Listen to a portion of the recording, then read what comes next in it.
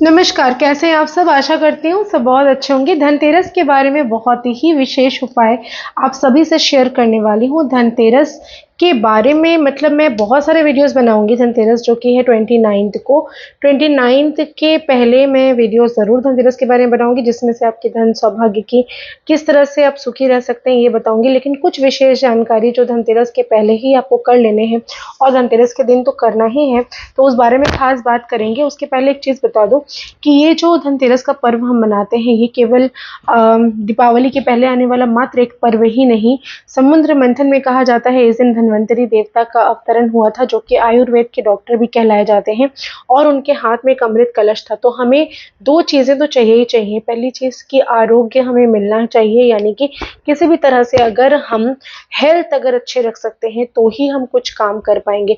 तो धन्वंतरी देवता के साथ ही साथ कुबेर जी को भी मनाने का ये एक विशेष और खास दिन होता है धनतेरस का। उसके पहले आपको क्या क्या ऐसे खास चीज़ें हैं जो कर लेना है, ताकि धनतेरस के दिन आप सारी चीज़ों को सही तरीके से अरेंज करके जो इम्पोर्टेंट चीज़ें हैं उसे आप अपने घर पर ज़रूर खरीद के लाएं और कुछ बताए गए उपाय और नियम ज़रूर कर लें।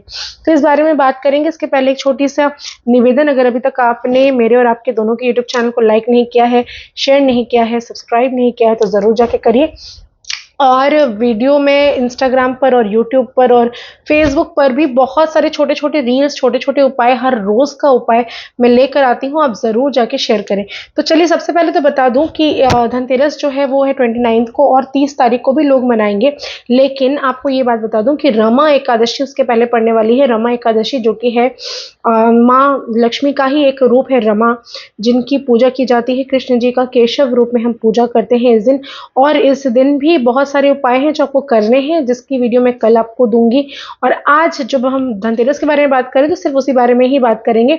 लेकिन एक चीज़ मैं आपको बताऊं, ये जो टाइम पीरियड चल रहा है, जो कि ऑलरेडी कल से शुरू हो चुका है। कल था गुरु पुष्य नक्षत्र जो कि 24 तारीख को था, और कल से ही जो पर्व है हम मनाना शुरू कर सकते हैं। अपने घर में लाइटें अभी तक नहीं लगाई तो ज़रूर लगा लीजिए। मैं जानती हूँ पश्चिम बंगाल में, कोलकाता में बहुत ज़ोरों शोरों से बारिश हो रही है, काफ़ी वेदर ख़राब है, लेकिन फिर भी मैं कहूँगी कि लाइट ज़रूर लगाइए।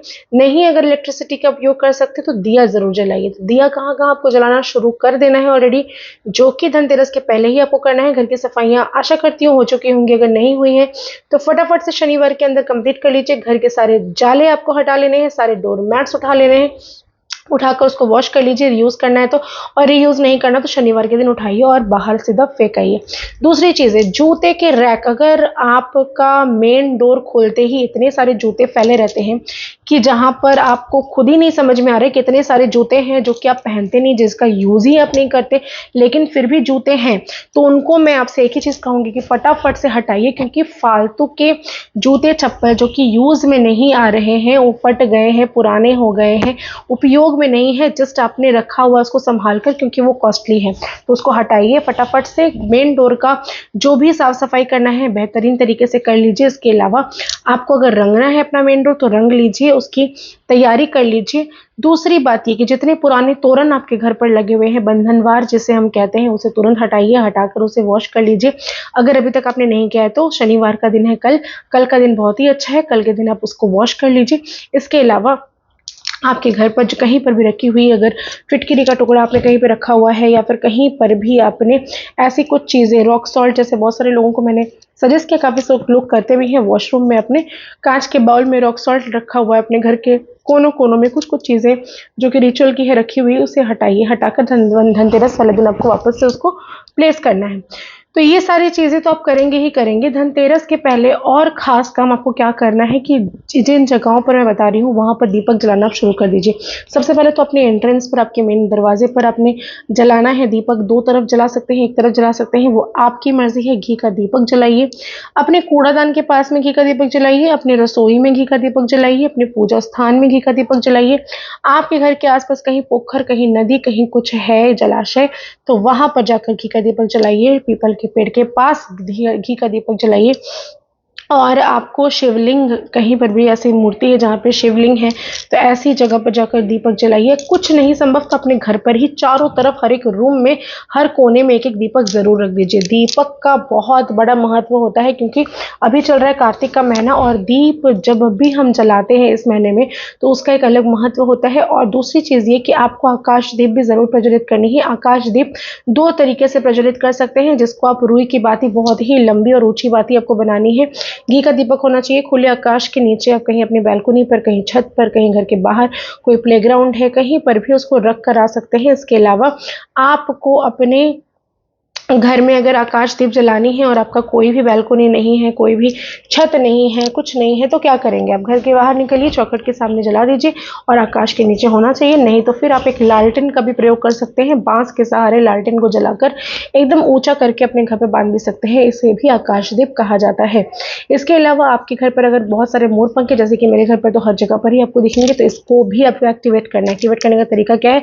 इसको अच्छे से आपको वॉश करना है सिनेमन वाटर से, यानी कि दालचीनी डालकर रात भर पानी में रख दीजिए भिगोकर, थोड़ी सी टर्मरिक डाल दीजिए, उसमें थोड़ी सी फिटकरी, थोड़ा सा रॉक सॉल्ट डाल दीजिए, डालकर उसको रहने दीजिए। सुबह उठिए, उठकर उसको, उस पानी का उपयोग करना है, स्प्रे कर दीजिए पूरे के पूरे पिकॉक फेदर्स पर और उसको अच्छे से झाड़ कर अच्छे से आप उसको धूप में सुखा लीजिए। ये हो गया आपका एक्टिवेट वापस से जो भी आप मोरपंख यूज करते हैं वो।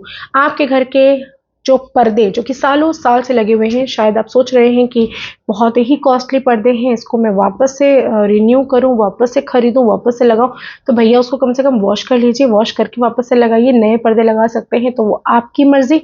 बहुत ही ज़्यादा अच्छा। सोफा का कवर चेंज कर लीजिए। अपने घर के जितने भी बेडशीट्स हैं, जितने भी बेड आपके घर पर हैं, सारे बेडशीट्स की आप मरम्मत कर लीजिए, धुलाई कर लीजिए, अच्छे से साफ कर लीजिए, नया बेडशीट बिछाइए धनतेरस वाले दिन, और ये दिवाली तक रहने दीजिए। ये सारी चीज़ें जो है आपको करनी ही करनी है आपके घर पर। अगर आप धनतेरस वाले दिन सहदेवी का पौधा लगाते हैं तो ये आपके घर पर माँ लक्ष्मी की कृपा सदैव के लिए बरसती है। सहदेवी का पौधा नेट में जाके सर्च करिए, आपको वहाँ पर भी मिल जाएगा। ऑनलाइन में भी इसके सीड्स वगैरह अवेलेबल हो सकते हैं, आप जाके चेक कर लीजिए। तीसरी चीज, जितने भी श्री यंत्र आपके घर पर रखे हुए हैं, चाहे वो तांबे का हो, चाहे वो पीतल का हो, चाहे वो क्रिस्टल का हो, सारी चीजों को एक्टिवेट करने का डे है धनतेरस का दिन। तो इसके पहले कि आप वो सारी चीजें क्लियर करिए, भगवान के जितने भी पुराने ग्रंथ है, पुस्तकें आपके घर पर पड़े हैं जो कि फट चुके हैं, पुराने हो चुके हैं, उनकी सफाई करना जरूरी है। लाल कपड़े में मोड़कर उसको किसी मंदिर में जाके दान करके चले आइए, या फिर आप उसको कहीं पर अपने अलमीरा में उठा के रख भी सकते हैं, लेकिन उस कपड़े के अंदर ही रखना है, उसको खोल कर नहीं रखना। तीसरी चीज़, आपके घर के पूजा स्थान की सफाई बहुत ज़रूरी है, बहुत अच्छे से कर लीजिए। अगर रंग कर सकते हैं मंदिर तो करिए, नहीं तो उसको अच्छे से वॉश कर लीजिए। इसके अलावा आपको अपने घर का लॉकर भी क्लीन करना है। लॉकर में अगर आपने बेफिजूल की, तिजोरी किसे कहते हैं, जिससे जहाँ पर हम अपना एसेट रखते हैं, जहाँ पर हम अपनी चीज़ें संभाल के रखते हैं, अगर वहाँ पर बेफजूल की चीज़ें हैं जो कि काम के नहीं है तो उसे तुरंत हटाइए। जितने भी पुराने बिल्स हैं जो आपने सहेज के रखे होंगे किसी न किसी कारण की वजह से, अगर ज़रूरत नहीं है तो प्लीज़ हटाइए। अपने पर्स को चेंज करने का टाइम भी आ चुका है। कार्तिक महीने का धनतेरस का दिन एक ऐसा खास दिन है जिस दिन आप अपना पर्स को भी एक्टिवेट करेंगे। अगर आप नया पर्स आपने लेकर रखा है तो उसको चेंज नहीं करने की आवश्यकता, उसको आप गंगा जल, गुलाब जल से छिड़काव करके उसको अच्छे तरीके से पोंछ लीजिए, अंदर पूरा क्लीन कर लीजिए। एक दालचीनी का टुकड़ा अंदर रखना है, एक कौड़ी, एक गोमती चक्र उसके अंदर रखनी है, एक तेज पत्ता उसमें रखना है, और आपको रखना है मनी सिगल, जो कि आप धनतेरस वाले दिन ही रखेंगे। ये काम मैं आपको जो बता रही हूँ ना, ये मैं खुद भी करती हूँ और इसीलिए मैं आपको ये चीज़ें बता रही हूँ। मैं, ऐसा बिल्कुल नहीं है कि मैंने आपको ऐसी चीज़ें बताई हूँ जो मैं नहीं करती। मैं दिखा देती हूँ मनी सिगल क्या होता है। अगर अभी तक आपने ऑर्डर नहीं किया